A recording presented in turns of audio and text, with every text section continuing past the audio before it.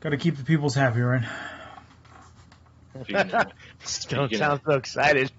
Speaking of happy, so I'm like low key gonna play that Stellaris because What? it's a free weekend. Well, it's a free weekend. It's not fair. I have to run the show and not play games, and you can just stay over there and play Stellaris the whole time. First off, yes. See, it only downloaded in 12. No, I wouldn't do it during the stream. It's a new game. I can't focus and play a new game. Right. Yeah. So instead, I'll just play Civ. No, I'm just kidding. Yeah, the download isn't long for it. I think the free version for the weekend is not the full version or something. I wouldn't be surprised. Yeah. I've always just wanted to try it to see what the hype is. Oh yeah, me too. It's supposed to be good. I used to watch Jeff Robinson play it. Oh, he played it. Oh. Mm-hmm. He used to play Civ 6 too. So he streamed Civ, he streamed Stellaris, XCOM, obviously StarCraft 2, and then right before the end, he started to stream Apex a bit. Oh yeah, that's right. Mm-hmm. Yeah, he made fun because he kept on using snipers. Yeah, before snipers were good. Yeah. Yeah. I was using the longbow today a bunch with skull piercers. It was pretty good. I was recuperating from my needle in the eye. Oh. You got a needle in the eye? Yeah, I get one every 2-3 months. Oh, that's right. God, it used to be like every month. This sounds terrible. There's like no way to like make that not a thing. Control my sugar. Well, you could do that. Trying to, but okay. I have to go in a month to see what my sugar level's at. But they don't have one of those things permanently hooked up to your pancreas or whatever. No. It doesn't sound like he's that kind of guy. I used to have a player on my soccer team that she had that, and she played with it. Yeah, I had a kid at summer camp who was like that. I think it's only a type 1. Only type 1 people wear that. Yeah, she was type 1. She was born with it. Yeah. Yeah, it's because type 1 is only kids. Right. Or you get it as get it as a kid, right? Type 2 is when you're an adult and you've already gorged on everything. When you've squandered your immortality and your yes, basically. Why are you not on this podcast yet, Anthony? Because we added Alan for reasons passing understanding. We did. Guess I should watch our own. Why am I watching ads on my own damn podcast channel? Son of a bitch. Well, yes, you are, because you're supporting Twitch, not the podcast channel. Oh yeah. Because we're not monetized because we're not important enough. I mean, the podcast, everything for the podcast is already a lot of work. To actually monetize it would require more work. Oh my god, so much more work. The if it pays as much as my current job, I'm in. It will not.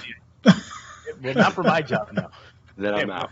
Then I'm gonna head out. Anthony, we should have you on one time to talk about TTS because apparently no thing's opening around here until July, so may as well. Actually, there was yeah. Yeah, next episode. One of our club members in the club Discord did say that a local store nearby us is opening tomorrow. For curbside pickups, right? No, the way he put it, he said it was open. Yeah. Have fun getting shut down. No, because it's different county. It's Ventura County. Mm-hmm. LA County is staying closed until never. Mm-hmm. I'm sure there'll be plenty of people with guns to protect them. Oh man! All right. I mean, I understand Salty John, Tequila John, and even Satsky John, but Mrs. Butterworth John is sometimes a bridge too far for me. You know what I'm saying? Mm-hmm. All right, my count us in, Adam. The condescension in that, in when you do that, is like dripping. Yeah, like Mrs. Butterworth syrup. Yes. Please sponsor us so we can have this as our real job. Mr. Butterworth. All right, Yeah. Ready? 5, 4, 3, 2, 1. You're live. Hey everybody, welcome to another episode of TFG Radio. We don't have the full crew on. Danny is on new baby duty, so congrats to Danny, or condolences, however you want to look at it. Mm-hmm.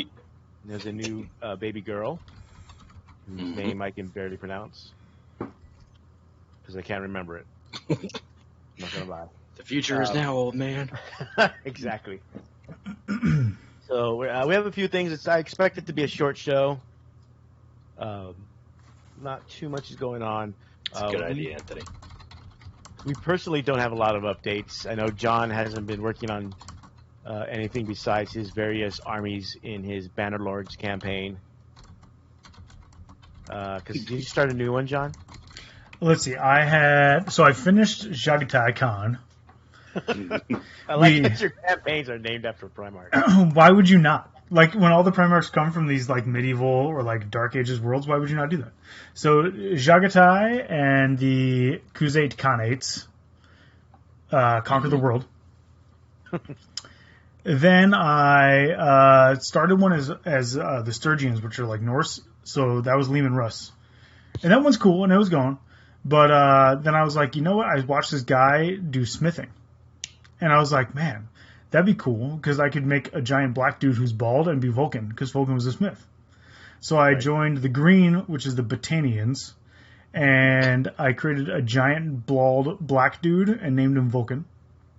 And then you have to have a last name, and I was thinking, Vulcan doesn't have a last name. We had this conversation, right? Yeah, we did. And so I named it, his last name is Forge Father. Okay. Because the Forge Father is one of the things that, like, you have, so, like, whatever. I want to go on record for saying I voted for his last name to be Hephaestus, because that would have been appropriate for him to have both of the Greek and Roman names. Isn't that his father's name?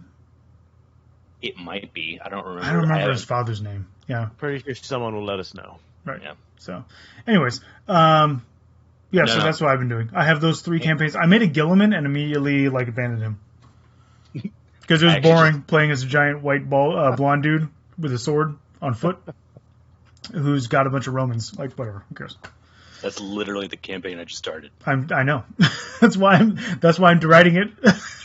But I did start it. We had this conversation. I started with you online one night, remember? Yeah. I got bored. Anthony, by the way, my vote doesn't count because I live in California, because I'm a podcast. Get it right. This is multiple ways in which your vote does not count. Yes. So Politically. Yeah. I mean, I have a ton of stuff I could do for 40K. I'm just not doing it. You're not motivated to do it? Well, I mean, BAO was supposed to be next weekend.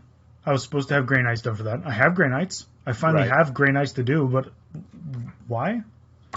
And then I have tons of Space Marine stuff to build. Like, I still have the 3 Thunderfire Cannon, double quad mortar list. I have the 2 Scorpiuses unbuilt, a Sicaran unbuilt. I have more Primaris than I could shake a stick at. It's a good problem to have. I've got tons of Space Wolf stuff I could build, and I have a Leman Russ. I have a bunch of Dreadnoughts to do. Like, I have tons of stuff I could do, and I'm just like, cool. I don't have any tournaments to go to, so I'm not going to build any of this crap. Yeah, they just recently announced the canceling of the Gentleman's GT.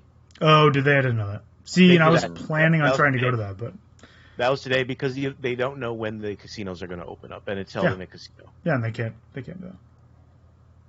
So, and they'd already canceled Boise Cup. Yep. So I think June is a wash unless you live in Texas, certain areas of Texas, which have a GT this weekend. But it's not for ITC points. But it's not qualified for ITC points. Now, for those that don't know, as areas open up, they're able to. You're going to be able to play 40K again. However, to qualify for ITC in terms of a GT or a major, you have to follow the guidelines of your local state or country, depending on where you're at. Mm-hmm. So, and if you don't, then they're not going to issue the token for the event. You Yeah. can still run the event. That's on you. But ITC won't issue tokens if you're not running the event according to the safety standards of wherever you're having it. Yep. So that seems to be the case. So they're not getting a token. So they're not going to. Well, their tournament's not going to be worth any ITC. It makes total sense. I mean, the ITC is going to protect itself and its brand over, like, some random TO from Texas. I don't care what GT you run. They're not going to risk their brand being damaged by you spreading coronavirus to your people and having there be a news headline about nerd gaming convention spreads coronavirus to a small town in Texas. Like, why run the risk? There's no point. And if you're literally not going to follow the guidelines, you're going to find some kind of, like, loophole for it. But if you're literally admitting, yeah, I'm using a loophole to make sure that I can hold this thing, dude, come on. Come on, son. It's almost like rules lawyering. It's almost like these tournaments are run by gamers. So, whatever. It is what it is. If you want to run an event, run it according to the local conditions, and you'll get your token. If you don't want a token, run your event however you want. Who the fuck cares, man? And like Tom mentioned before we started the show, if you weren't on, local to our area, there's a store that's reopening, I believe. I don't know if it's for curbside or not, but I mean, they're at least. Dude, Ventura's not local to our area. I know. An hour and 15 minutes isn't local. Because that's an hour and 15 minutes without traffic. Hey, man, like in LA, an hour is local, but only because it takes you an hour to go 10 miles. In LA, everything's measured in time, not miles. That's why the Star Wars reference never really hit us that hard, because we kind of got it. It's true. It's true. So, yeah, so I appreciate that our member who mentioned it, because he's local. It's local to him. We'll go to him. But not to a lot of us. Was it to Mr. Law Enforcement up north? Yes. Yeah. That's what I figured. John. Good old Johnny Law. Good old John. There's a lot of law enforcement in this hobby. I'm just saying. There's a lot of teachers, too. Yeah, but I don't have a problem with that. Mm-hmm. I mean, I don't have a problem with law enforcement. Shit, that was on the internet. I wasn't going to say anything. The last thing you want to do is, like, piss off, like, you know, anybody that's listening in, like DEA or, like, you know, FBI or DEA. Highway Patrol. Okay, so Scanmoto says Green Tower, which is the gaming store, is opening tomorrow, but no events. Mm. So it's retail only. Yeah, that Green Tower's Santa Clarita. Is that your store out there? That's Santa Cruz. Yeah, because Chris Scanmoto, he lives out there, and that's where he lives. Okay. Yeah, that's He's part of the Santa Clarita crew who used to come to the GE tournaments all the time in 5th edition before they all quit because they're a bunch of bitches. Wow. Accusations fly. Goddamn. Hey, I only speak the truth on this show. I don't know what you guys want. Where's my tinfoil hat? I saw a meme about stylish tinfoil hats and thought of you. It's just, one of these days I really do need to have one for the show. I just never am organized enough for the show. Like, I only download the memes for the show like 5 minutes before I log on. dude, okay. So I was actually like, you know, I watched at least the first reel of memes that you have going through, and that new Pooh Bear one you got, like, I busted gut. I kind of had to mute. I love the Pooh Bear one. The Pooh Bear one's good. Because it's such a great variation. That was Warhammer 40k humor on Facebook. That's where I saw it originally. I think it's also on Grimdank on Reddit, but that's the original place I saw it. Oh, okay. Yeah, Grimdank is fantastic. Yeah, when I don't have time to make a bunch of my own, I go to Grimdank. Yeah. So that's what's so John has nothing going on, Tom has nothing going on except maybe painting our new Eldar army. And that's a cool paint scheme. I look forward to it. See, like, it's funny, right? For sure. So with John, I actually got most of my stuff done because I expected, you know, I was getting it ready for our local tournament. So I got most of it done. I have like 10 models I still have to buy, one I still have to finish painting. And because, like, for me, I'm kind of like John, like I need that event to have the drive to like prepare and get it. And plus, since I'm not playing games, I don't feel like I'm compelled to make them look good fast either.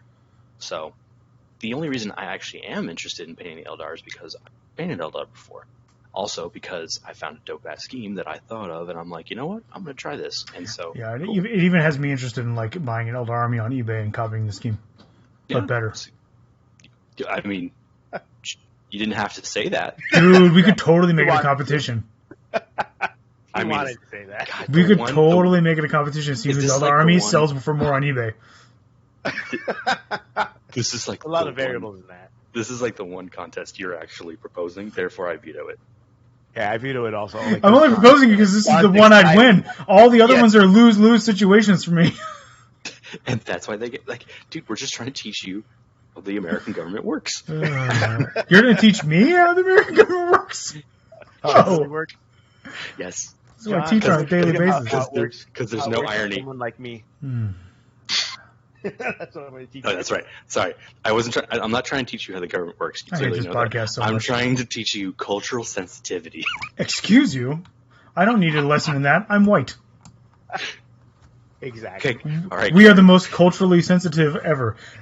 Nobody has more cultural sensitivity than us. We have the most cultural sensitivity of all time. Our cultural sensitivity is the greatest and hugest cultural sensitivity of all time. Adam, for that episode on our Patreon. I like that the oof size large meme was on when I was doing that rant. Yeah. No, that was good timing. It's good timing for that. I feel bad for the people who only listen to the podcast. Or for anyone just tuning in. Yeah, for anyone just tuning in. What were we talking about? I'm more or less the same way in that I need a tournament to motivate me to paint. Mm-hmm. However, you're talking to the guy who painted an entire Necron army in 5 days, 3 days really, for a tournament. I have been on an epic Space Marine spending spree. So, which by you mean epic as in the game system, not epic as in how much of a spending spree you are on. Yes. Boo. Nobody plays epic. Get the fuck out. Well, there's a system based off of the second edition. No, there's not. But they created Nope. but they created unit stats for 30K for Horse Heresy. So I'm going to play Horse Heresy. Who's they? Is it GW? Nope, doesn't exist. Sorry. So I'm going to play it with Unofficial. Of course it doesn't, because they don't even make it. It's like a mod. It's like a mod for a video game. Get out.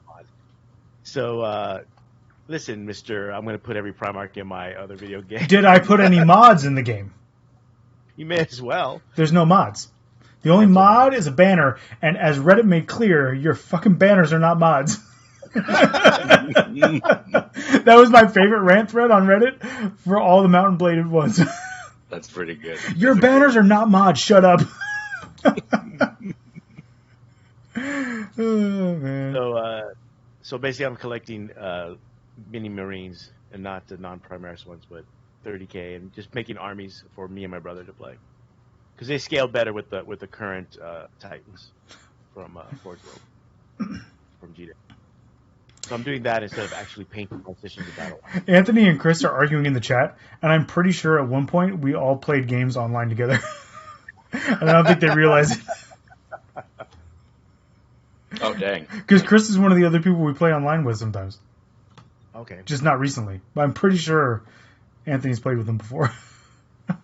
They're saying never, but I don't believe it. This is all fake news. Where's my tinfoil hat? You know you have one. Damn, you're on form today, sir. I'm just trying to have fun because there's nothing 40K related to talk about. No. Except for tournaments that don't count for ITC points, so why have them? And painting an Eldar army that nobody cares about? Because Eldar? Not yet. Yeah, because they're not top. Well, I don't even know if they're top tier anymore with all the new stuff. Yeah. I was looking at Age of Sigmar stuff today because I saw the Archaon model in an ad, and I was like, oh my god, I loved that model. The dragon thing? Yeah, dude, that thing is... And I was like, I wonder what an Age of Sigmar army for Slaves of Darkness or whatever, I wonder if it's any good. And I don't know if it's any good or not, but the models are cool. Playing. Yeah, none of us No play. one's really playing with it since it came out. Well, that's why I asked Reese in our chat. And then he was zero help. He was like, I mean, maybe? I don't know. I was like, you're supposed to know everything. Dude, he's on vacation, dog. Oh, he is not on vacation. He is not on vacation. I know. He is. He's so not on vacation. He's the inspiration for this week's topic. Uh-oh. Yeah. Mm-hmm. Yeah. All right, we should get back on track. Well, do we have show notes? We did. The link, which you always ignore. So what we did see, or what GW did put out, was a teaser for the Necrons. Mm-hmm. If, I forget which guy is it? The Silent King? Silent King. Yeah, Senzerac or something like that. Yeah. So totally not a rye whiskey that I'm remembering. I would absolutely buy that and start buying Necrons if I had any faith in GW, which I do not. Well, it already seems to be that nothing's going to be as good as Iron Man. So that being said, if we go with that mentality, why is that even the measuring stick? No, why is Ultimate OP Army your measuring stick? That's what everybody's is. But that's what it is right now. If you take the H and you Stop. play around with it and Stop. make it an M, it's Iron Man's And that's what Necrons are. I don't know. This could be the second coming. I love Necron Flying Circus when I played it in 6th. I love the Necron Monolith, triple Monolith regeneration in 4th. That was fun. What would it take you to play Necrons competitively? A lot. Like, they need this new model, and then the Psychic Awakening needs to basically rewrite their entire codex. Okay, so not just something... No, Warriors need to go down 2 points. Immortals need to go down, 2 points. Dude, I don't even know. If the Flyers went down in points or up in toughness, maybe. The army as a whole is just too expensive. Resorb should work on everything within a certain range. Resorb shouldn't be the whole regeneration mechanic should be changed. There's a lot. That codex needs a lot of help. I was excited when it was first coming out, but once it came out and once you saw how the army worked, yeah. Gauss weapon should auto wound on a 5 or 6. What was the? It just should. Was more or less the old rule with vehicles. Yeah, they auto glanced a vehicle on a 6, so you could glance vehicles to death in 4th. No, they should auto wound things on a 5 or a 6, or a 6 at minimum. Auto wound anything you shoot on a 6. Like the equivalent of hitting with orcs, except making it the wounding mechanic. Yes. Yeah. That would actually be. Wait. Run that right one more time. Gauss weapons, however the hell you pronounce it, who the hell cares? Don't act like you pedantic fucks. It should be auto wound on a 5 or a 6. Or at least a 6. Don't most things auto wound on 6s anyway? Oh yeah, they do. Yeah, that's why I'm saying 5 or 6.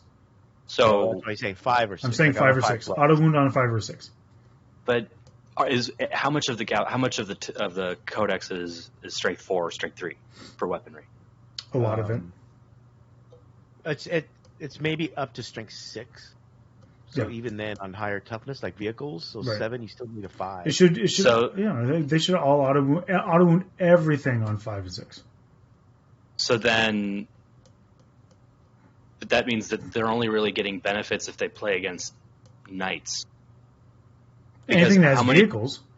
And vehicles, if you have. So you're saying warrior spam or immortal. But most vehicles are toughness 7, right? So unless you're fighting Leman Russes or knights, you're going to be winning them on 5s anyway as Necrons. Do you see where I'm going with this? I do see what you're saying. I see what you're saying. I don't think that's actually. Yeah, no, you're right. You're right. I wasn't thinking correctly about the math on that one. Okay, here's how you could swap it though. All right, so you know how poison wounds anything non-vehicle on a 4-up. Mm-hmm. Gauss, but everything else is normal. Gauss could wound anything vehicle on a 4-up. Now that's good. It should be, or not vehicle. It could be Gauss could wound anything with an armor save of 4, like a 4-up. Yeah, like the old one. Anything like what was that? Was that Dark Elder that had that rule? The what? The armor save thing? Yeah. Orcs had that rule, that Choppa rule, where everybody gets a 4+ save no matter what. Terminators hated playing against orcs. Yeah, it should be something like, or all Gauss weapons, if they wound on a 5 or a 6, are 3 damage or 2 damage or something. Something crazy that makes them actually scary to face. I think double the damage would be good. Yeah, on a 5 or 6, you double the damage of a Gauss weapon against Primaris. So if it's like a heavy Gauss or something and it already does more damage, then you double it. That would be pretty scary. Double it. Yes, we should actually, Anthony, fix both Dark Lances and Bright Lances. What is he talking about? I only agree because we now have an Eldar army. Oh yeah, I was going to say. Normally I'm anti anything that makes Eldar better, but that one's fine. Yeah, hits on 6 auto wound, we know. Yeah. Anything that hit, I think any hit of 5 or 6 automatically wounds, and doubles the damage. That would make them decent. And there needs to be a price drop. If you want to create something on the level of Iron Hands for Necrons. Yeah, there definitely needs to be a price drop. Or at least something and there needs to be a way to get the units closer. like an across-the-board points drop so that you can actually use one of those Ghost Arcs, or the Flying Croissants transports would be decent. You know what would actually be really good for them would be an ability that Grey Knights have, where they can drop within 3 inches, because most of the time Necrons don't really give a shit about assaulting you, and they're fine to like be stuck in assault with you. So that's something you could give the Croissants. So anything exiting a Night Scythe can drop within 3 inches of an enemy unit, but they can't charge. Well, they already can't charge.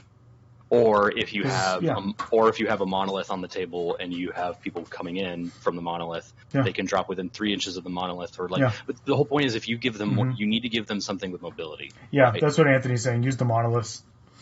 Like if you make the either that, or they don't change the monolith offensively, they leave it the same, but you just make the monolith borderline impossible to kill and make it limit 1. If you make the monolith basically unstoppable, like you cannot kill it, it does the same offensive output, which is decent, but you just can't kill it, and it gives a bunch of supporting bonuses to the entire army. Or you drop it in points and let them take 3, whatever. Like, you're talking about an army that is worthless. I'm sorry, Necron players, your army is practically worthless. And kudos to any Necron player who's been able to go 5-1 or 6-0 at a tournament last season, because there were a couple of you. You're amazing. I'm not even gonna lie. You are great players for being able to do that with an army that is so hamstrung. Yeah, now that's the thing, is that at that point you're talking about the army. So it's like, that's ultimately the issue. The army needs something. Mm-hmm. Unless you're playing in Hanford, California. Damn, bro. Wow. Shade AF. Because like even their super nasty bomb trick only works if the enemy doesn't know about it. They go first, and they didn't screw up their own positioning, right? Yeah. I mean, for Necrons to be an army I would legitimately take to a tournament, it would need a lot of work. Now, and you're not getting that from Psychic Awakening. You're just not. Now, you know what I could see, although it would be a really fast turnaround. I'd be very surprised. Is if, in lieu of like what happens in fantasy happens in 40K, if the OCR Bone Reapers was a test launch for a Necron revision, because one of the interesting things someone pointed out, that person, his name is me. No, I noticed this when they did the video, right? It's the whole montage. It looks like the Necron Egyptian script.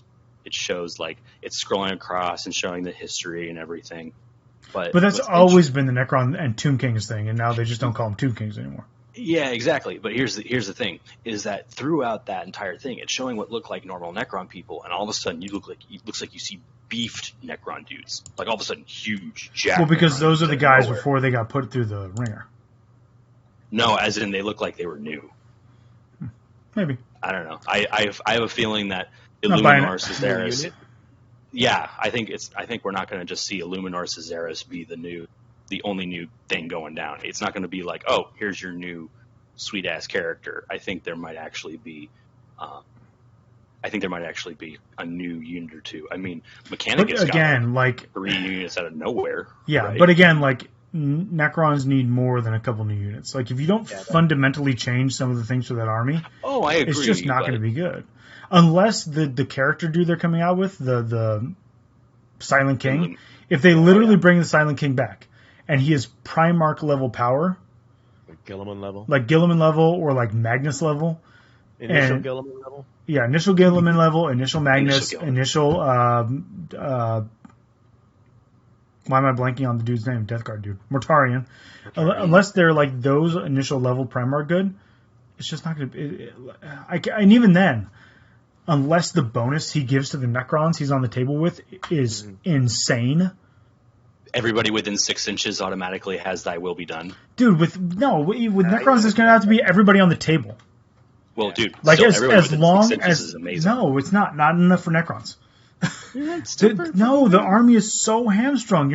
The army is so slow that you're going to be stuck plodding along the whole time. And I guarantee you, the dude will not be able to be in reserve and then teleported through a Night Scythe. So you're not going to be able to do the Deceiver trick. And even if you could do the Deceiver trick with him, he's going to be so many points that the Deceiver trick's going to be too expensive. By the time Speaking you of things- afford the Deceiver, the Night Scythes, the Dude, and some chaff to go with them, it's not going to be useful. Speaking of things that need to be worked, the Catan powers, if I recall correctly, are pretty bad, except for like 2. They're kind of random, but there's the one I think that removes the model from the game. Time zero. Yeah, it's fine. Like, they're fine. You know, the problem with them is everybody expects them to be like super amazing because the rest of the codex sucks. Like, everybody keeps looking for something in that book to make up for the rest of it. The answer? Tomb Blades. That's been tried. Yeah, I know, but like, for example, one of the first Space Marine games I was playing, as Iron Hands, no doubt. I was playing against a very good Necrons player, actually, and the first thing I did going first was I made a sacrifice play where I sacrificed 1.5 flyers essentially to kill off his like huge Tomb Blade blob, because I knew that if I was going to lose the game, it was because of his Tomb Blades. Yeah, Lo and behold, I was right. Sure, So Tomb Blades are good. And they're like, what, one of the only good things in the Codex? Like, legitimately good? Yeah. Yes, Destroyers are good. But they're not good enough. Immortals are good. Again, not good enough. Even the basic Warrior is good, but it's not good enough. It's not durable enough. It doesn't do enough damage output. It's too slow. The tricks to make them fast aren't fast enough. It seems like they're just shy of being, like, really good. Well, and here's the thing, too. No, they're just shy of being playable. Even if you argue... like, oh, well, no unit is supposed to be so good individually that it like makes the codex, right? Even as a composite, you cannot say that. I mean, as a composite, they're good, but they're not going to win games. Like, I'm not going to, like, for example, I see a ton of Iron Hands intercessors. Shit. I see all of that in Necrons, and I'm like, shooting priority. Okay, I take care of this. I got to do this. I got to do this. Still the same fear or respect, I guess. I mean, that's what I'm saying. If, like, the Silent King is a model that exists, and they actually come out with them, and it's not just some story hook for, like, random bullshit coming back into the universe. Like, oh, he's coming back, so these new units woke up. If he's actually a thing, and he's, like, Gilliman level, beginning of 8th edition powerful, but for every unit on the board, you instantly have an army that could be viable, as long as you take him. But they're not going to do that. And 2, I don't think that model exists. And 3, I don't trust that they'll write rules that work that way. But I'm wondering what book they'll put him in. What book is he in? Isn't there one called Pariah or something? Pariah already came out, but the Pariah. Oh, that's right. That's unless they're in there, but that's the sister of battle character. Hey, maybe they randomly realized how terrible a job they did with the Necron Codex, and they're literally putting out a new codex. Wait, are you saying where they're going to release the Silent King himself? Yeah, where are the Necrons in the Psychic Awakening? It's Pariah. Is it Pariah? Yeah, and that's why I made the joke last podcast that they're naming the Psychic Awakening that Necrons are in after a unit they no longer have access to. Yeah. Well, they call the Harlequin guy Pariah. Well, and then the Pariahs are also the humans that are the null psychers. I know so. I don't know if that's just the double meaning that they put, or maybe they did it and didn't realize it. Maybe they do realize they messed up, and they're totally redoing the Necron Codex, and they're having this Primarch Necron and a bunch of cool stuff, and that's it. I don't know. Or maybe they're literally not bringing this guy back, and it's just a hook for one of their stupid animated series. I would be very pissed. I'm trying to think if they brought back everybody that they've had these little stories about. I can't remember now. Yeah. We'll see. Hopefully it's cool. Hopefully it gives them some more game to play and make them a little better. Yeah, I mean, I would totally do Necrons again if they were good, but...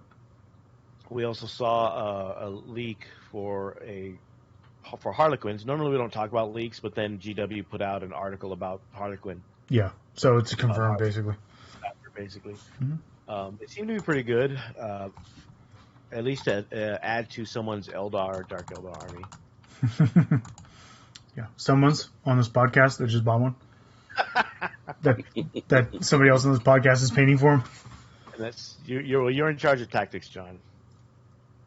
Is he though? Yes. So Sure, why considering not? Who cares? On the podcast, he's had the best record so far. So For what? Playoffs? Best showing at a major? yeah, best showing so far. I mean, you give me a crutch in a room full of people who don't know what they're doing, and I could hit some people over the head, sure. But Sure. You played Iron Hands at SoCal Open. How'd you do? We weren't talking about me. You just were. Give me a crutch. You had one. You had the best crutch GW has put out the entirety of 8th edition. The best crutch they've ever come up with. And you didn't perform as well as me. Sit down. I mean, the thing is, that crutch because there was no Leviathan in his army. That wasn't even the crutch at the time. The Leviathan Dread wasn't even the thing at the time for SoCal Open. Right, because no one had looked at it yet or discovered that combo. At the end of the day, I pulled the trigger, the bomb went off. I shouldn't be upset that it's now exploding me too. You should. There's a reason why Adam and Danny never mention records on the show. Unless you're talking about 20 years ago when both of you were like kids. Right. I don't even bring and everybody needs to remember, I didn't even say anything. I was gonna let it sail by. Adam's the one that said it. I didn't say it. I just said you're the tactics guy. Right. And when he questioned it, I wasn't going to say anything. Yeah. I literally was quiet. I was looking at the camera. I didn't say a word. Damn, I didn't realize this was a chain reaction bomb. I thought it was just a simple explosion. No, you're like the dominoes on the screen right now. You hit one over, and that one hit Adam, and everything fucking blew up. Did I win something? No. Damn it. Yeah, you're lost of self-respect. Stop teasing me like I had it. Nah, this is true. And that was a suicide bomb. Can't let it get too high. That's true. You know what happens when my ego gets out of check. Yeah. Tom was like a pizza parlor in Israel. God, man. Jesus. All right. Or an apartment complex in Palestine, depending on your political persuasion. Oh, God. Here we go. Hey, I was just trying to make everybody happy because God forbid you offend one side over the other. I got the pro-Israelis and the pro-Israelis out of the way at the same time. You said pro-Israelis twice. I said pro-Palestinians. Oh, I did. Pro-Palestinians or pro-Israelis. I got them both out of the way at the same time. Hey, at least I was able to recognize that you were right. I was like, wait a minute. Yeah. For my next impression, Jesse Owens. So Harlequin seemed good. We'll look at that as we get more info. Yeah, Carlos messaged me after the leaks. Hey, do you still want to paint that Harlequin army for me? Which should tell you everything you need to know. Oh my God. Yeah. I don't think I responded back. Carlos, if you're watching or listening, yes, I will. I'll paint it for you. I'll respond to you on Facebook in a little bit. My bad. I've been busy. Work stuck lately. We've also got a new horse. We've got new Rough Riders are back in a way, sort of. Rod. With the new Deftest Mechanicus. Yeah, don't put robot-y guys on turtles. What are they called? There's Cerberus, Sulfur Hounds? Sure, whatever. Cerberus Raiders. They're Mechanicus cavalry that have flamethrowers in their mouths, right? The Sulfur Hounds do. Yeah, they spew flames. Cool. Rawhide. Like the Hounds of Hell. Right. I'm just going to keep saying Rawhide. Bob Dole. You tell them hell's coming. You tell them I'm coming and hell's coming with me. Bob Dole. And then the Raiders have guns. They can all be White Earp. White Earp and his boys. So they don't give any stats. They just kind of tell what they sort of do. So more tease from that. More information with nothing. No meat. But along with that and the flying bat things and the Dune flyer. Doesn't it look like some stupid thing from Dune? Which flyer thing? The flyer with the arms that flap, because why not? You mean the dwarf gyrocopter? Yes, the dwarf gyrocopter from and Warcraft. Now they're used in 40K? It's like literally from Warcraft 2. See, I saw that model and I saw what they were going with, and I know. It's all the Da Vinci influence. I know, but no, I'm still convinced that was supposed to be the Age of Sigmar model, and they didn't realize it. and they randomly and they quickly realized their mistake and slapped on some Mechanica symbols and were like, "Fuck it, print it." We're just gonna go with it. Whatever. This one's done.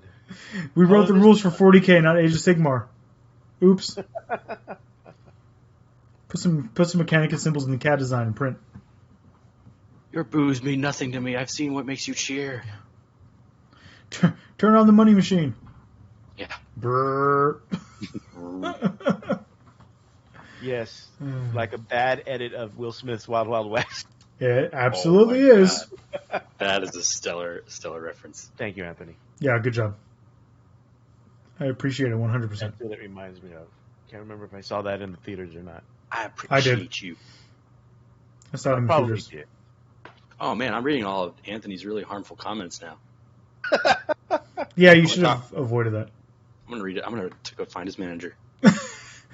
Tom's gonna go full Karen. I like to notice that Tom did win a tournament, but it was a tournament where I think we were at LVO. Everyone was at LVO or something, or BAO. I won a local tournament because everyone was at BAO. Yeah, that's right. I won Airport Con, but the guy didn't know how to submit it. Yes, that's right. So it didn't officially happen. Yep. So Tom hasn't won any real RTTs or tournaments. It's called reported. I haven't won any reported.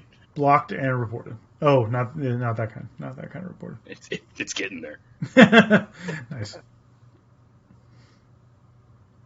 So one of the things I got inspired for one of our topics today because of our talk in our judges chat, and that's it's with dealing with stress. Whether it's more importantly dealing with stress in regards to 40K.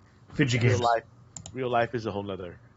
Yeah, no, you can't deal with that stress. You just gotta drink that stress away. I'm not qualified to talk about that. No. We'll have Chris on one day. Yeah, we should. That'd be funny. I take boosters in the morning, and then I take sedatives about halfway through the event. Speedball. Just keep rotating. So there's really 3 layers because there's 3 of us here. It's like an onion. First, as a player, judge, and a TO. Don't quote Shrek. Don't quote Shrek. Don't.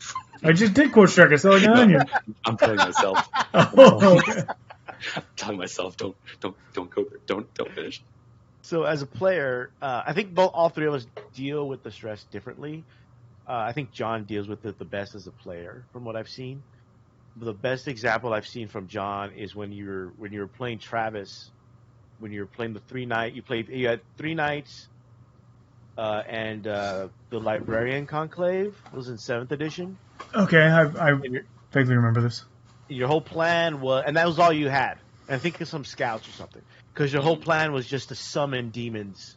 Oh yeah, the Librarian's Conclave. Yeah, and Travis was playing. I think it was like King of Beer. No, it was Chaos Knight and some other junk. But I remember this. I remember this because it was like first turn. Travis kills one of your knights, and it starts a chain reaction. Yeah. Back in 7th edition, they had something called D weapons. Yes. That basically automatically killed your units. It wasn't like they take X amount of wounds. No, it was dead. Just you remove the model from the table. Oh my god, they're dead. I hated that so much. And the knights back then would basically stagger around before they exploded. Yes. And if you had them too close, they'll hit your own lines. So what I saw happen was basically there was a chain reaction where basically all 3 of your knights died, and I think a couple of your librarians died. Yeah. And this was the first turn. Yeah. And you didn't even have your turn yet. No. Or I think maybe you did, and you didn't do anything. Yeah, it was very early in the game. And I don't know what you were thinking, but you kind of paused, and you're like, okay, my turn then. And just acted like it was nothing. Yeah. And proceeded to play. So I don't know if you were screaming your head inside or internally screaming. No, I've gotten to the point where like you just accept whatever happens. Like, what are you gonna do about it? Right. I'm not like I don't the salty moniker I don't have on the tabletop. I have it from this podcast. No, it's not. That's the funny thing. It's not from the tabletop at all. No, not at all. It's outside of the game. Yeah, like whatever happens on the tabletop happens. Like you just have to accept it and move on.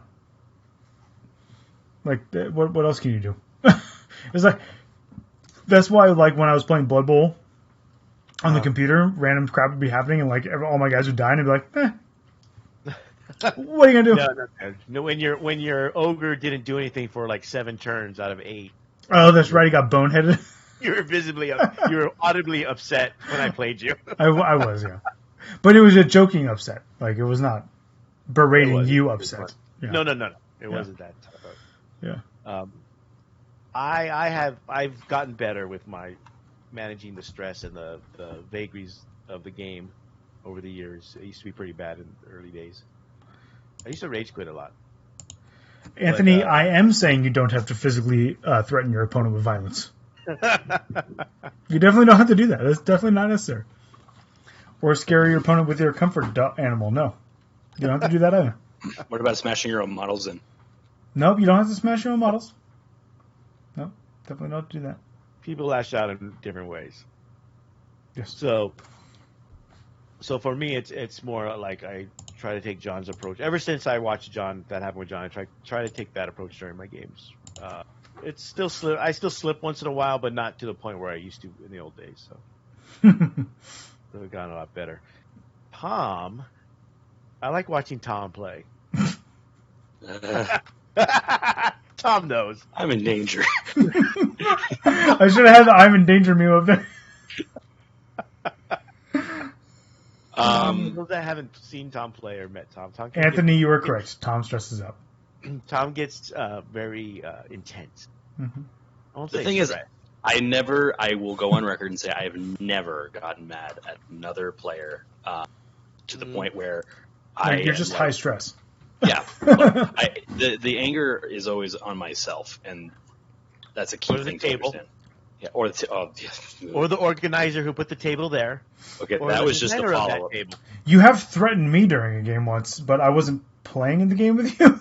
Yeah, because you were knocking it for my models. I had my measuring tape extended about 10 feet and was knocking your models over while you weren't looking. I know, I was really ticked. During a high-stress moment of the game. I mean, I'm not even gonna apologize for that one. Why are you friends with us? I don't know. I want to say it's like all I got. It's not though. I know you have other friends. Why are you friends with us? You're the only ones that message back. No.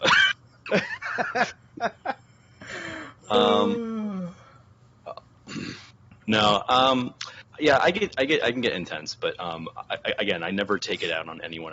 It's always usually directed on me because I'm very self-critical. So I usually am very upset with decisions I make.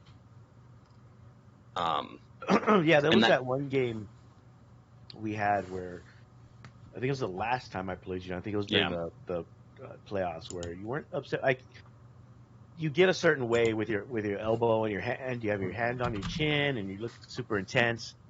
Because the thing is that I'm always like, I know I'm missing something. Oh yeah. And it's just funny when you lash out at other people, not at whoever you're playing against. Well, it's usually because those other people are like, "Oh, Tom's clearly not happy. I'm gonna go fuck with him." I feel like that was an attack on me. Well, I saw the Chad, our old store manager, did it one time. Oh my god! That's because I'm talking about that playoff game, and that's when it happened. And Tom, I think you just gave him a look. You didn't say anything. I didn't say anything. No. But that's what I told him. That's what I told him. He needs to learn to read the room. Oh yeah. He wasn't getting the vibe because I was really quiet during that game, at the second half of that game. But he wanted to come over and. Well, he was also still salty because I wrecked his house's towel. Oh yeah, you had trounced his ass. I remember that.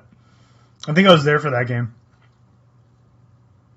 So how do you recommend dealing with stressful situations? I mean, for me, it's just like I think a lot of it also is just knowing who you are. So like I know I'm that way, and I don't accept that like I'm allowed to act however I want. Like so.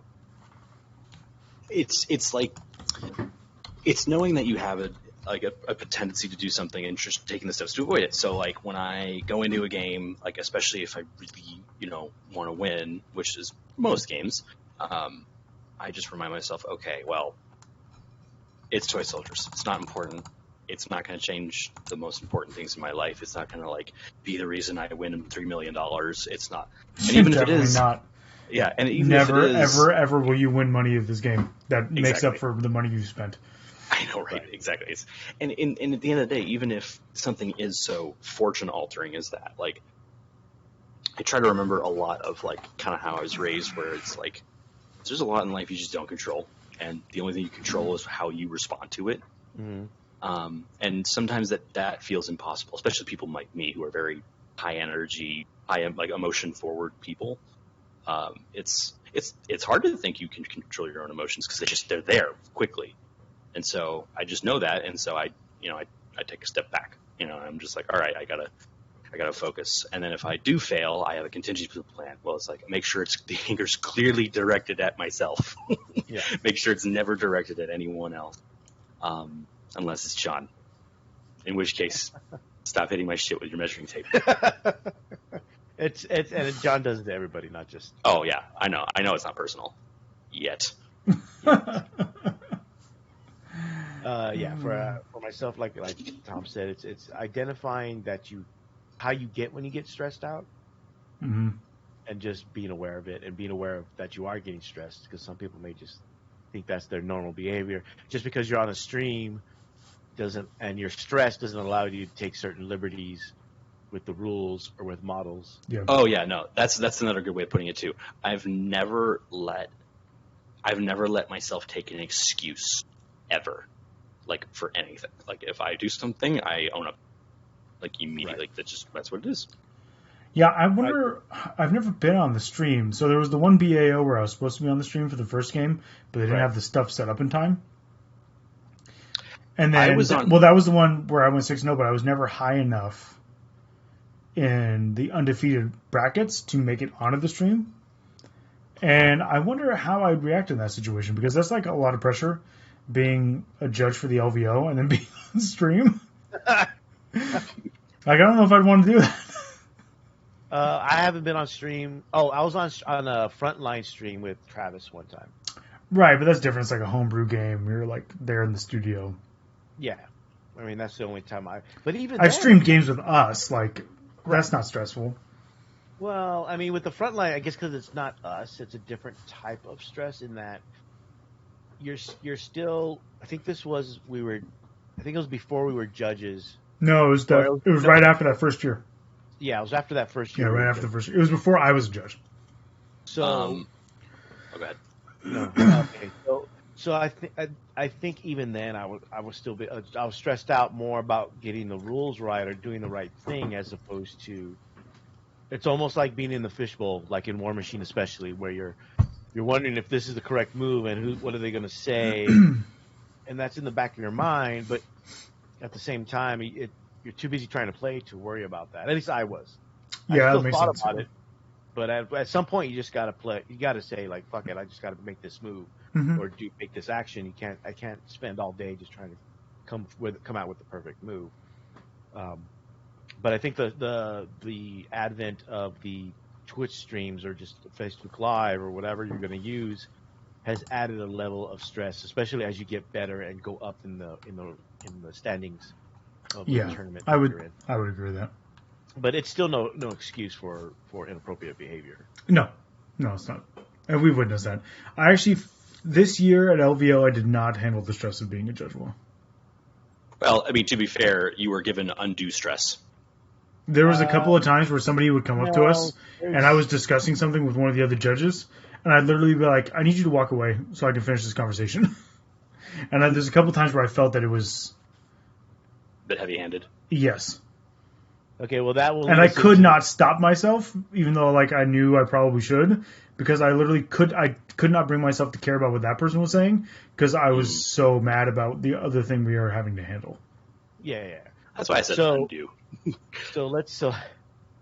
So going into that, there's the judge aspect, the stress of being a judge for those that don't do it or haven't done it, and actually it's a different level in terms of from doing an RTT to doing a GT to doing a major to doing a super major or to something doing like the LVO, right?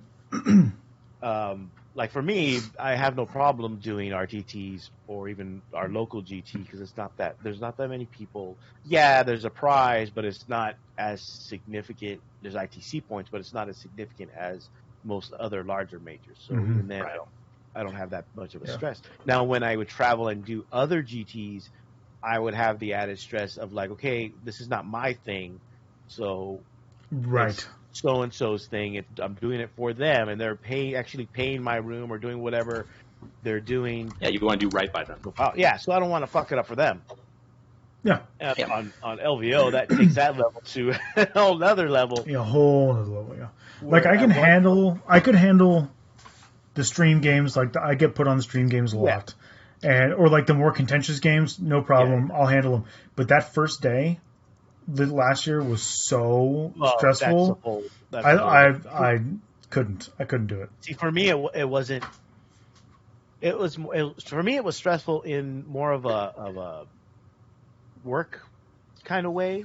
Yeah, I felt like I was at work and it was a terrible like day where everything was going wrong, and I just like it was bad. Like, and I'm sure I pissed off a couple of people, and I'm sorry if I did, but see that part. You know what? Actually wasn't that. I was more stressed out about us taking too long than the actual incident itself, because the job I used to do before I got the injury was high stress situations. I was put in high stress situations to begin with. Right. Yeah. So for me, and in some cases, it was literally life or death. See, that brings about a whole different other stress levels. So worrying about a computer program not working is not that big of a deal for me. Right, but Jason and I were trying to figure out the workaround for it. Yeah, and then I was the go-between between all of us and Reese and Frankie. Right. So you had to give them whatever news was coming out of those guys. Right. So good or bad. And that's one of the interesting things I've found about myself personally is like I work in a very high stress job like as well, but I noticed that for me it's when I feel like when I do my job, of course I'm putting myself out saying this is my work, this is what I'm delivering, but there's a difference between that and adding like the challenge of like you are pitted against somebody else and you need to prove that you are the better and that's maybe the incorrect way of thinking of it, but like your brain kind of defaults to that, I think, or can in a competition where you're like, you have to show that you are the better general, the better player. Yeah. Right. And I think that kind of self-challenge can, affect people. I mean, it does with me. And I actually, to talk really quickly about streams, the first game of SoCal Open 2 years ago, I was on a stream. That's right. That's right. How was that? See, that was the interesting thing was I almost forgot I was on a stream. Like he just kept cheating like he always does. Forgot he was on stream. Exactly. Yeah, I think that's why some people, because they don't stress about that, get caught cheating. And that's the thing is like they normally cheat. They forget they're on stream, so they do it anyways. It's funny you put it that way. But seriously though, like I've never had an issue like, speaking in public or being on a stage or anything. So like being like, oh, like I'm on stream. Yeah, that was nerve wracking. The only thing like that I worried about was just not swearing too much. Like honestly, like aside from that, it was just a normal game. That's why the GW stream is nice. They don't mic you up. You can swear as much as you want. Oh, good guy GW. I thought I'd never say that. But get off this podcast. What's wrong with you? But it's not our narrative. It's called irony. Sure. John, did you ever have any? I don't know why I'm bother asking this, but do you ever have any stress about having the correct answer? No.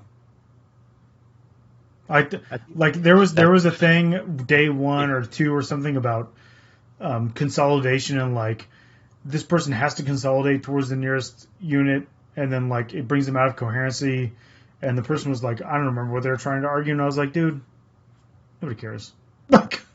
I thought you were going to say there was a day where like I got hit in the head really hard, and ever since then I haven't cared about being wrong. No, it was like the call was either, hey, break the game by making the raw call, or allow the game to continue by making a judgment call. And I was like, I'm just going to make the judgment call. Well, that's not how it's read. I was like, well, you called me over to the table, dude. Yeah, exactly. It's like you told me to make a decision. I'm literally not going to stress about this because you asked and I answered, and you're not winning the tournament, so I don't know what the problem is. And if you don't like it, you can get out. I mean, I think it was day 2, and both players had lost the game at that point. And it was like, guys, you're both terrible. not if you're both terrible, but you're not winning this tournament, so let's not do this. Like, I understand by Raw, yes, the game here breaks, and you're now out of coherency, which you're not allowed to move out of coherency, so you can never move out of coherency, but you're now being forced to move out of coherency because the other rule says you must. And I'm just like, I don't fucking care. Again, that's also different if it's a Tuesday, Right, yeah. So, no, I don't ever stress about getting the answer wrong. I might stress about it at a stream table or a top table. Okay. I don't stress about it too much. I just try to be as correct and I got really upset.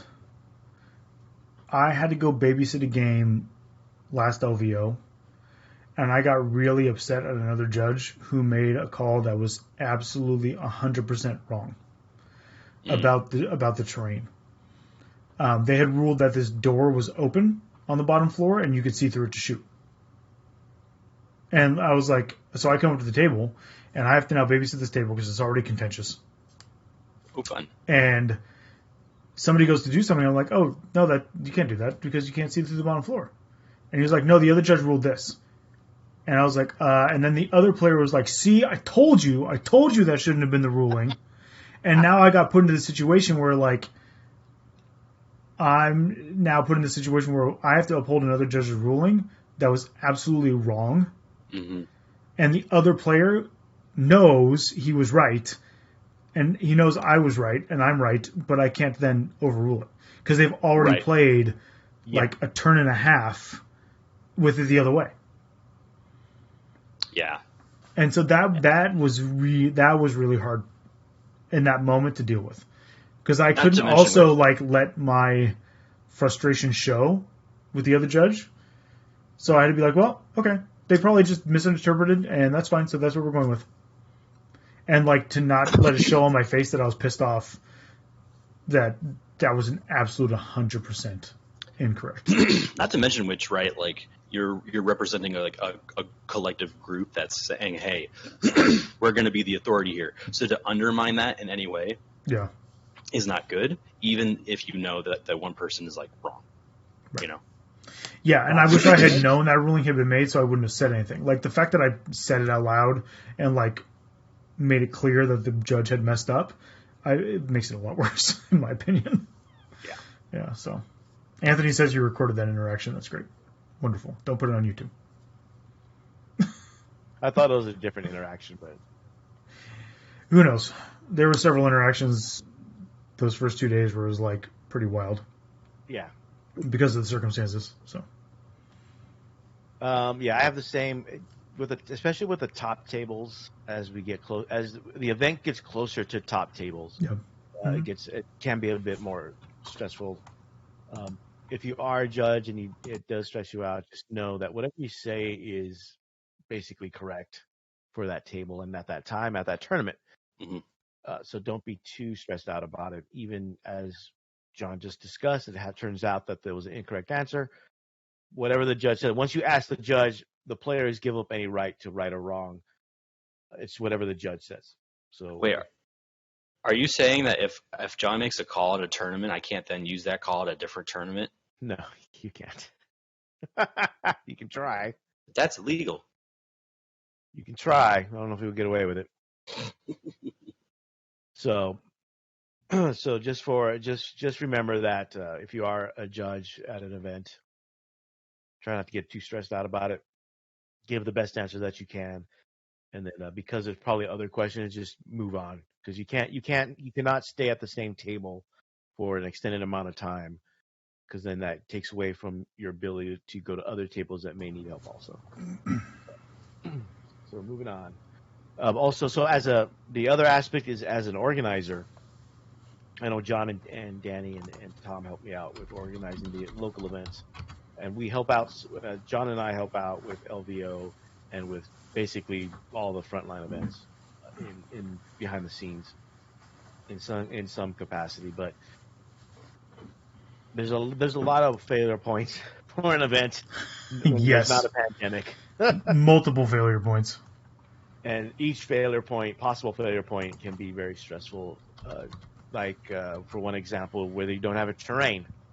if you're depending on someone to give you terrain, say they tell you, hey, I can provide terrain for you, and they fall through or they misinterpret how you wanted the terrain done, like BAO. It was 3 years ago. It was the first year that it was at Game Castle. They had to add more terrain pieces, but it was communicated incorrectly because they didn't put enough height on the terrain pieces. So there wasn't a lot of line of sight blocking terrain. And that was a failure partly on the organizers' part because they told them we just need a terrain. They didn't tell them, hey, we need X amount of line of sight blocking terrain. So things like that, whether you're providing food, more importantly, that you're going to get enough people at your event, that can be stressed out. Apparently, gamers like to wait till the last minute. So having to get those people or get enough people for your event to first qualify as a GT and then maybe as a major if you're shooting for that, or even just to cover whatever you're paying for the event hall, can be stressful because you're like, what am I doing wrong? I've been advertising and doing all this. So hopefully, and then there's the stress of something like what's happening this year with the pandemic, where in the early days, it was like, are we going to do it? Are we not going to do it? If we don't do it, this is going to happen. If we do it, this could possibly happen and make it even worse. In the end, that's taken out of your hands for most people, but it still gives you a lot of stress when trying to figure out what to do, especially when your own personal money is involved, or money, especially if you already spent the money. Yeah. You're forced to give refunds. That's why anything that I signed up for that got canceled, I didn't even bother for a refund. It didn't matter to me. That money was already gone anyway. Yeah, I didn't ask for a refund for BAO. So I did tell, because the Little League, for everyone's Little League, emailed everybody a survey, like, how would you like to see us handle this, right? And so they're asking, do you want to see there be a season, like some type of a season at some point, right? And so I'm like, yes. And they're like, so if we can't have a season, what would you like? Your money back or a donated to the league? I'm like, well, you asked me if I want a season. So I said yes. So if then you tell me there's not going to be one after you gave me the option of saying I want one, then yeah, I want a refund. Because of course I want a refund if you literally asked me if what I wanted, and then you're like, oh, if we don't give you what you want, do you want your money back? And I'm like, yeah. Yes, I do. Is that even a question? Like, I mean, I literally said, yes, I want a league. I want my kid to play baseball that I paid for. Now, I understand this is all well out of their hands, right? But if they have the option to have one and then choose not to, yes, I want my money back. Right. If it's totally out of their hands, no, of course not. It's fine. Like, you have to keep your league running. I want my kid to play in it the next time it's around. Of course you can keep the money. Right? But if you give me the option, but then you choose not to, give me my money back because you chose it. Right. Give me my money back. The survey did not make a lot of sense to me when it came to that. And I sat there and I reread it a couple of times to make sure I wasn't being a dipshit. Dude, badly designed surveys are such a good way to get numbers that you want. Well, and it's a little league. Like, I'm sure the person who made the survey is not thinking of it on that way. This goes all the way to the top. Let me tell you. It does not. And and I am certain if they end up not having a league, it's not going to be because they chose not to. It's going to be because they're told not to. Right. You mean they're following the recommended guidelines of their local public health? Yes, office? They are. Yes. Gasp it. Like, do I wish we could have opened the school up after 3 weeks with limited interaction between kids and social distancing and stuff? Of course I do, yes. Do I understand why they couldn't do that? Yes, of course I do. Will I continue to loot and burn? You're goddamn right. I will continue to kill, maim, burn. For the Emperor. For the Emperor. For which one? The Emperor? I'm in danger. The orange Cheeto one? Did I get it right? So... Did I get that one right, or did I get that one wrong? I don't remember. Depends on the color palette. So I want somebody to do an Emperor that's Cheeto Man. They need that. They need that model out. They're never going to put that model out. They're never going to put the Emperor out. Oh no. I'd be surprised. I don't know if they do it for $30K. I would totally 3D print a Trump head and put him on it. Doesn't the Emperor have rules in 30K? No, wait. No. I don't There's no model for them. Why would there be rules? Because they have rules. I mean, for models. what's the rule going to be? Put the Emperor on the table and win? I mean, what was it, Eleanor? That wasn't necessarily the case. I mean, Oh yeah. Oh, I don't know about that. I have my suspicions that the Emperor allowed himself to be saved in that situation in order to give his son the boost he needed to be named War Master instead. Yeah, and look at how that turned out. As much as I like the War Master. Yeah. I'm saying I don't believe this. I don't believe words between four hat. I don't believe the Emperor was ever in danger of death from a prime orc. From an orc. From a prime orc. From any orc. Orc prime, buddy. You're talking about a dude who sits on a golden throne and keeps the entire forces of chaos at bay. He's not dying to an orc. Not he's just not. He's not going to die to an orc. Come on. Maybe the Silent King, because that guy's killed gods. Yeah, that's true. That guy was probably like, oh, what's this Emperor dude? Oh, he's fine, I guess. In the lore, has there ever been a non-Necron that's killed a god? The Slan, maybe? The Eldar, I think. But it was the Eldar gods that killed gods. The Eldar gods that killed them. Right. I want to say the Slan, or the old ones. But the old ones were gods. The old ones were... I think they were. Yeah, you're right. Yeah, the old ones were gods. I don't know. Yeah. I think the only thing I can think of, and I'm probably wrong, is I think Be'lakor killed something like a chaos demigod, I think. And there's that's why he's supposedly the most powerful demon, part of the reason why he's okay. But really, if you're a chaos god killing another chaos god, yeah, there's lots of chaos gods in chaos. That's true. I mean, there's always that. I mean, for real, that storyline about Eleanor always bothered me because it's not going to happen, and it is so obvious that he would allow Horus to save him in order to give Horus the boost. I know. I've read the story. I've read it. Yeah, it's a prologue, I think. Actually, yes, I've read it. It's also from Abaddon's perspective, which is interesting. If you remember anything about literature, perspective forcing a narrative. Yes. Right. That's why one of my favorite theories of literature of all time. Too bad Danny's not here to talk about this. Is how the narrator for Don Quixote is actually rooting against him. Oh yeah.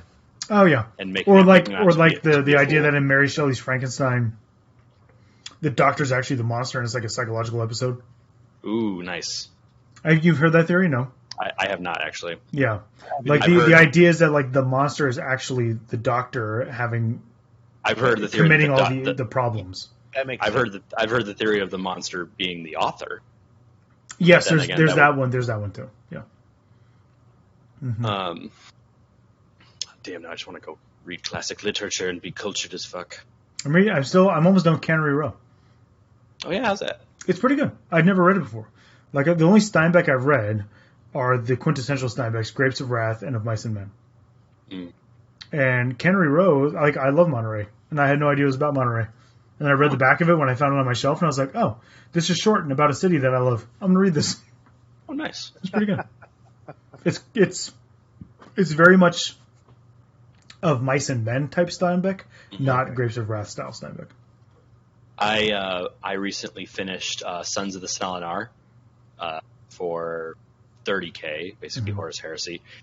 For those who are curious, it wraps up the storyline of the Sisypheum and the Shattered Legions, and Sabik Wayland and Sherokin, and Captain Brenton. It's a fitting end. It felt a little short, but I think it's because it's one of the Siege of Terra filler stories. Mm. So I get it. I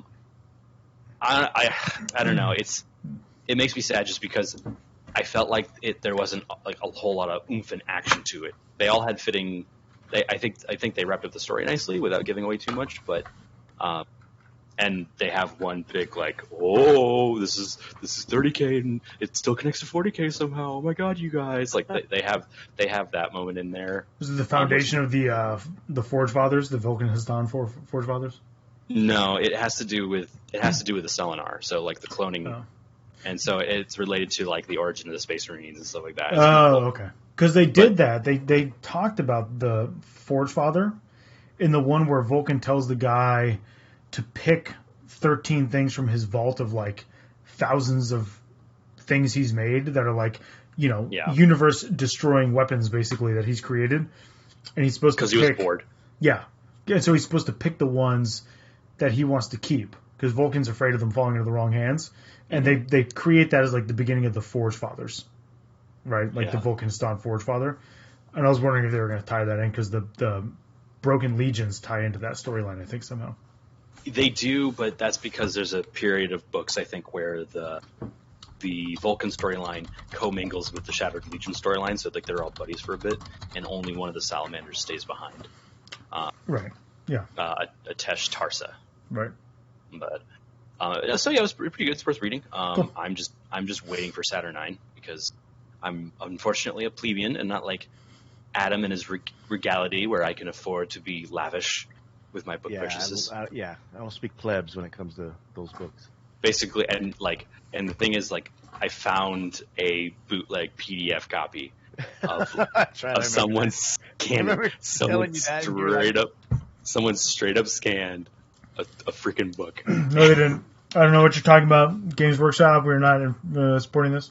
Well, here's the thing. Please don't supporting it. Please don't send us a cease and desist.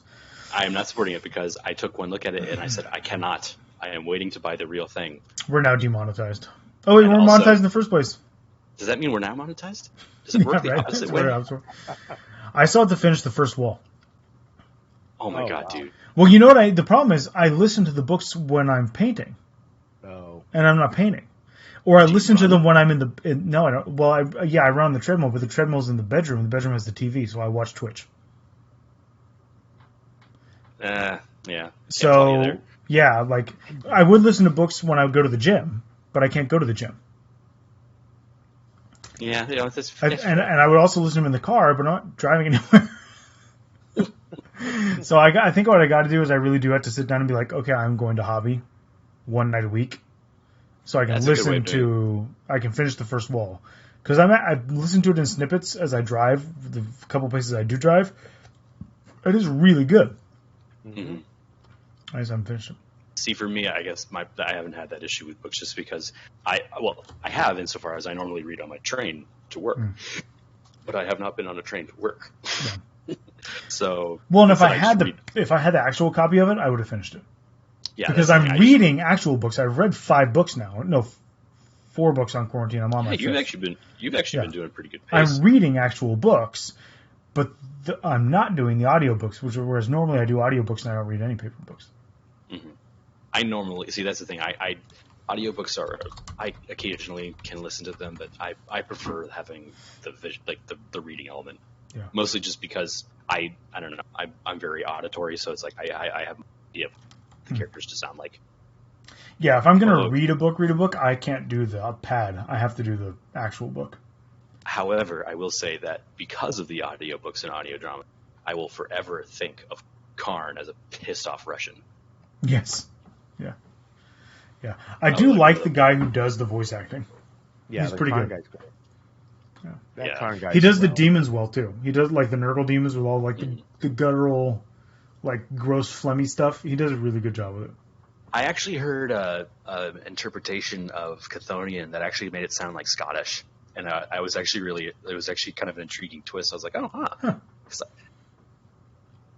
Like, I don't know. It was interesting. How the hell did we get on this topic? Because we're talking about books. Why are we talking about books? I don't know how. Why were we talking about books? I don't know. It's probably because there's nothing else to talk about right now because of a fucking quarantine. We should probably do the contest winners because the chat's getting antsy. They're getting antsy? Ooh. Oh, so that's the only reason they're here? Oh, yeah. Wow. Well, I mean, I would assume so. That's why it's not to the end. It's almost like there's reward involved. There are tens of dollars on the line. Tens of dollars. So It will we actually had a pay fair number for of, none of your hobbying this year. So we actually had. But we a asked for number your of, dollars in return. We actually had a number of entries. Shockingly. It was pretty The good amount. stupidest fucking competition you've ever done. It's the best. Dumb. Some of the entries was like vote for me as I am internet famous to upwards of 7 people. I like that one. I actually refused to look when you sent the entries. I know. Yeah. That's why we did the voting. Yep. Right. And that's why I sent the entries to individuals instead of like group chat. Right. Because I wasn't going to look at it. Ever. Did you have ones you liked? You didn't let Alan vote, did you? No. Oh God, no. Okay. I may have had. Actually, we did. Rounds. We did, but we told Adam, Alan it was a mail-in ballot. So then he refused to fill it out because he doesn't believe in mail-in voting? Yeah. One was Salty John puts the act in reenactment. That's not That very was good. one of my favorites. That's not very good at all. How does that even work? I didn't vote for it. There's but no one act in Salty John. No. God damn. No. One of my. John. I almost had him. Adam. I know. You almost did it. Quit. Ugh. Quit it. I'm done. I'm gonna go download Minecraft and be a simple man. Another one was Salty John 2020. I've been reenacting my victory for years. I'll win even if I lose. That's one of my favorites. But they said loose, not lose. Yeah, that's why I didn't vote for top because Ooh, spelling's important. no. Grammar mistakes not allowed to win. That's why I No, didn't. that's not the winner. That's a record. That's just Okay. one of the highlights. Okay. One of my highlights was y'all bitches better vote for me or I'll go marry Antoinette on your ass. Yeah. That's a good That one. was one of them. I like it. That's a good one, too. I like the one that said, "This is not a purse. It's my sweet bag or baguette." I don't know how to pronounce it, but it's a sweet bag. You know what that is? I got it. Baguette. No, not baguette. It was Bagges. Baggies? And sweet was spelled S-U, I think it was E-T-E, but it was basically sweet. It's sweet bag in English. Oh, I get it. Yeah, okay. You know what it is, right? Yeah. Tom, you know what it is? Doesn't mean I know how to pronounce it. I mean, I'm guessing ballsack here. Or? No, what it is it's something from the Middle Ages that had a nice smell to it. It's basically like cologne to cover up that you didn't bathe for like Right. a month. Oh, interesting. And guys carried it around with them. Yeah, because people in the 17th and 18th century never bathed. Not once. Filthy bastards. Maybe once a month. No. Getting hit in the face with a foam sword is only half as gratifying as being able to wear a powdered wig and petticoats. I like that one a lot too. There's more to it, but I'm not going to read the rest of it. This is the worst contest of all time. But those weren't the winners. Yeah, this scares me. So third place, as we go into was actually the one Tom already mentioned because Tom likes to ruin things. Yeah. Excellent. Elect me or I go Marie Antoinette on your ass. Nice. Okay. I'm okay with that one. That's a good one. I'll always like a third French place? Revolution reference. Always. Second place was Elect Salty John, and he promises to reenact a Civil War field amputation on Adam live on Twitch. That was one of my favorites. Yeah. Yes. If we can promise I won't be prosecuted, absolutely. As long as it's my left arm, since I'm right-handed. No, I'm going to take your only good eye. It's amputation. Whatever. I'm going to take liberties. And then, so that was second place. Okay. First place, and the winner, The winter of my discontent is? right Nice. now. Hold on, let me grab the bag so I can read it correctly. Yeah, I was pretty quick on the uptake on that one, huh, Tom? Battle for Space Wolves, Talons of Mordecai. Which, if I knew you had, I would have taken it off your hands. I don't know why we're auctioning it off. Where's it at? There it is. Being hit in the face with an 8-foot poleaxe is still social distancing. That was the number one winner. That's great. I love that one. And that was... That now is I have to good. look it up.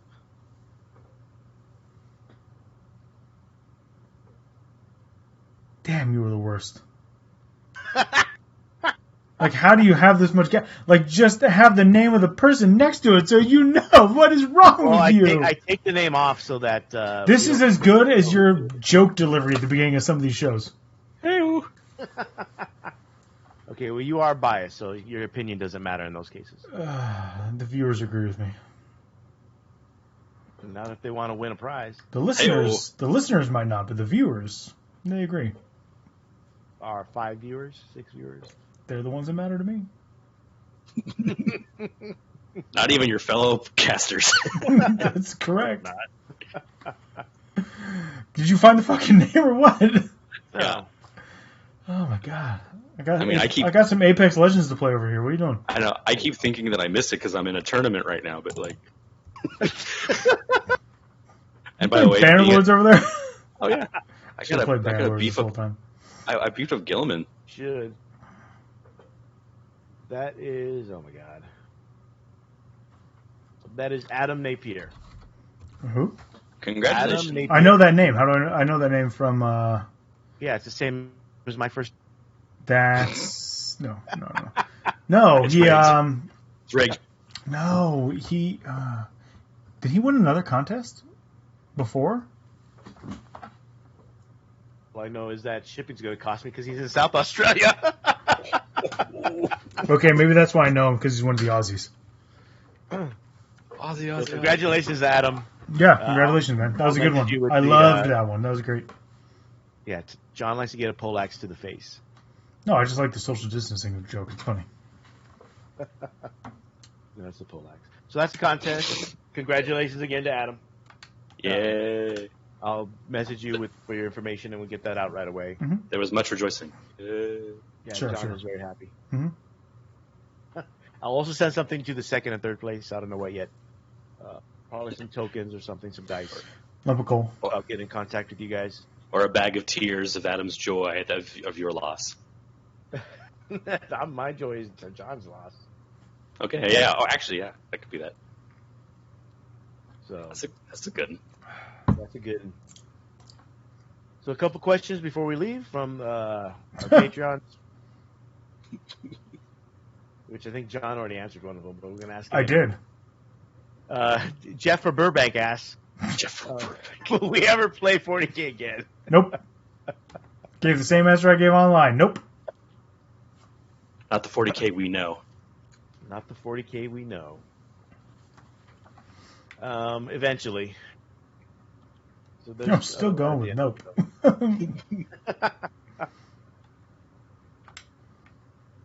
Jeff from Burbank also asks, what's better, conscripts or Necron warriors? Probably conscripts, they're cheaper. Anything Necron is automatically wrong. I mean, We covered that at the beginning of the show. Are we talking old Are we talking old Commissar or new Commissar? It doesn't matter. They're like a third of the price. No, it just depends on how hard I say conscripts. Jesus. Depends on how hard I smash the conscript button. All right, now I'm moving on. Do you think that? So another question from Michael is asking if we feel that coming back from this pandemic, do you think it's a perfect time to release 9th edition or whatever the next iteration of the rule set is? Or do you think they'll have to? I think they'll have to finish with Psychic Awakening first. I don't think there's any way to predict what they're going to do. Well, not even they know. I get the feeling that they don't even know what the hell they're doing. So, yeah. Literally what I just said. I know, but I said it better and louder. Sheesh. This is the internet. Louder wins That's true. and gets the credit. Yeah, I heard it from John. I heard it here first. So, I think it depends on how quickly they put out the Psychic Awakening stuff because they're behind on that. So if they do a rapid succession like they've done like they used to do, or if they space it out like they normally would, we may not see it for a while if it comes out this year at all. Probably gets pushed back till next year. If it exists. If it exists. But either way, I wouldn't be surprised if we get a Psychic Awakening book every week until they put them all out. And then 9th edition right at the end of it. Yeah. Boom, done. Throwing out all the Psychic Awakening book rules at the same time. Yes. As long as I can keep making it so my Psychic Awakening books cannot be bought. Because they can't technically release it yet because they haven't opened it yet. As long as that happens. That's all I want. Sure. Yep.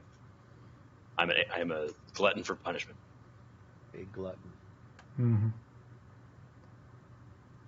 I believe that's it. Just one quick reminder for those that haven't heard. There's a big contest going on right now. Go to 40kraffle.com. It's free to sign up. $5,000 worth of different prizes from different stores, manufacturers, different companies that have put in, including Frontline Gaming, who have put in for the prize pool. So 40kraffle.com. Check it out. And just enter your email. That's it. The only thing you lose is your privacy, because they said they do give that name, your email, to the companies that put in the prizes. Yeah, NigerianScammers.net. Yes. Is it confirmed how much of that $5,000 price pool is actual product? No. Yes. Oops. Not the right website. Sorry. I don't know what. That's a special website. How much of it is actual product and how much of it is coaching services? I think you know what, I don't know. Yeah. I know of like 2 or 3 people and companies that have. Yes, Tom, go ahead. Is it coaching services or is it coupons for coaching services? There's a big difference. I know some of it is for coaching services. It's not $5,000 in like actual products that you can like turn around and get $5,000 for. There's like intangibles involved. But capitalism. I'm just making sure everybody knows before they go and enter for $5,000. I'm just asking questions. I'm not asking questions. I'm making statements. I'm making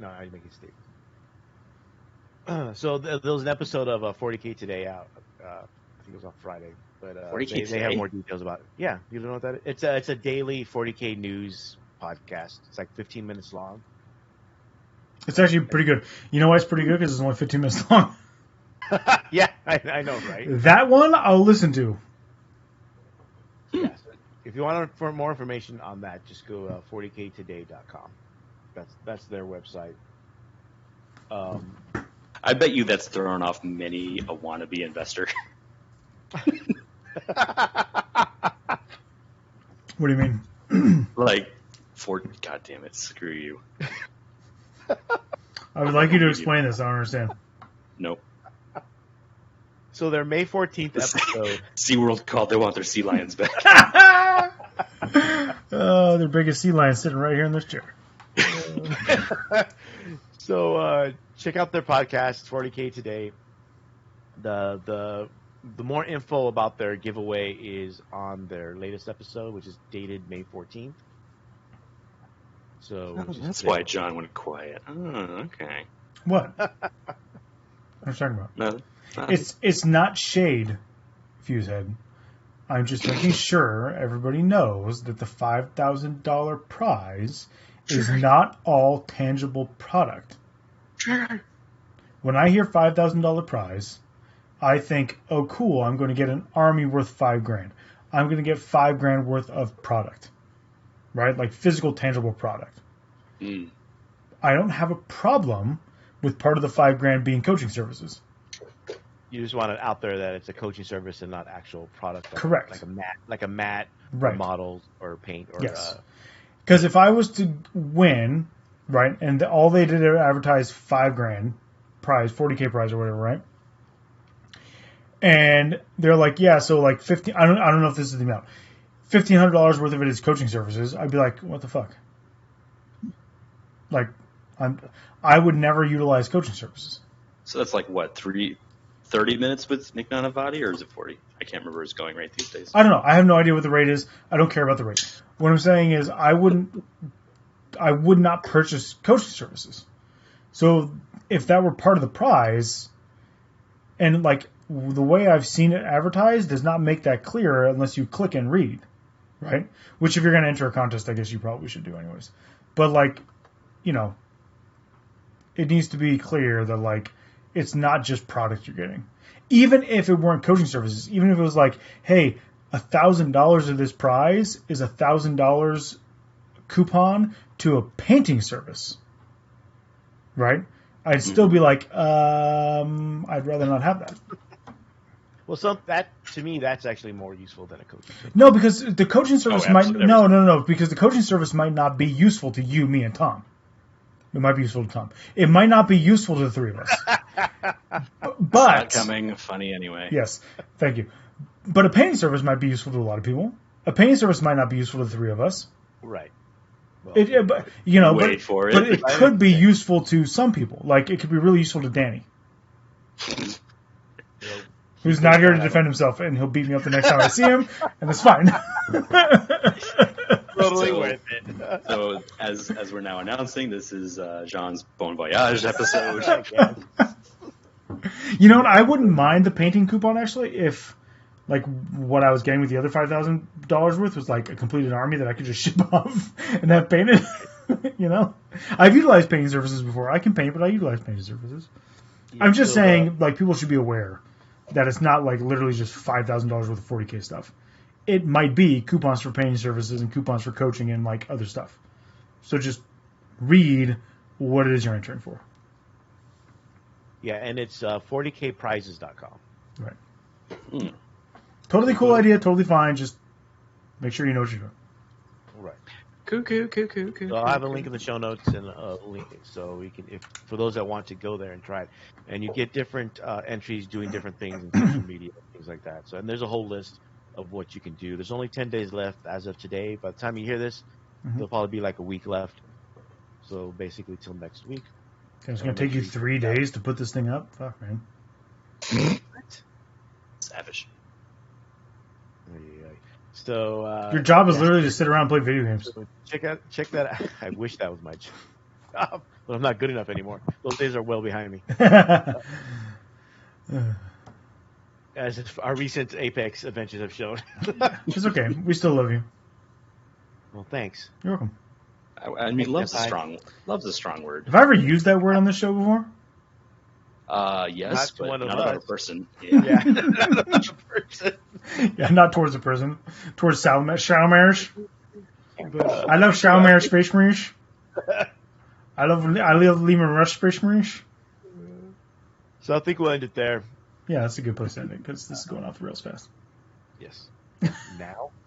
The whole show's been going off the rails the whole time, but you know. Tom, any final thoughts before we call it? Be excellent to each other. So no thoughts. No. John. My final thought is stay tuned after the show because I'm going to stop the stream and start it up again because we're going to play some Apex Legends live. For myself, thanks everybody for listening, both on the Twitch screen. Thanks for everybody being here. Thanks for everybody doing the Not as good as content. mine. I really enjoy it.